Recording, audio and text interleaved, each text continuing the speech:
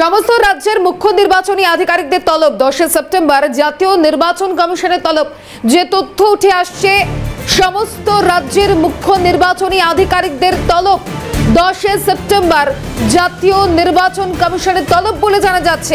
আরো বিস্তারিত জানবো, টেলিফোন লাইনে আমাদের প্রতিনিধি খালিদ জামাল রয়েছে। খালিদ, কি আপডেট এই বিষয়?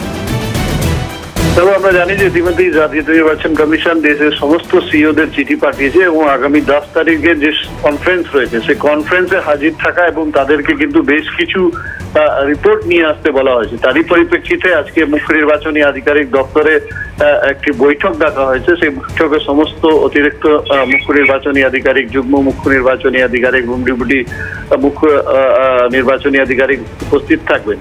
বৈঠকে মূলত যে উপস্থাপনা তৈরি করতে বলা হয়েছে, অর্থাৎ প্রত্যেকটা সিইওকে তাদের রাজ্যের কে কেন্দ্র করে তাদের যে ভোটার তালিকা, এসআইআর প্রস্তুতি, এসআইআর নিয়ে কি কি সমস্যা হচ্ছে, বিএলও, ইআরওদের নিয়োগের কি অবস্থা রয়েছে, এই সমস্ত বিষয় নিয়ে তাদের কাছ থেকে কিন্তু রিপোর্ট চাওয়া হয়েছে এবং বলা হয়েছে যে আগামী 9 তারিখ বিকেল 5টার মধ্যে রিপোর্ট যাতে ইমেল করে জাতীয় নির্বাচন কমিশনকে পাঠানো হয়।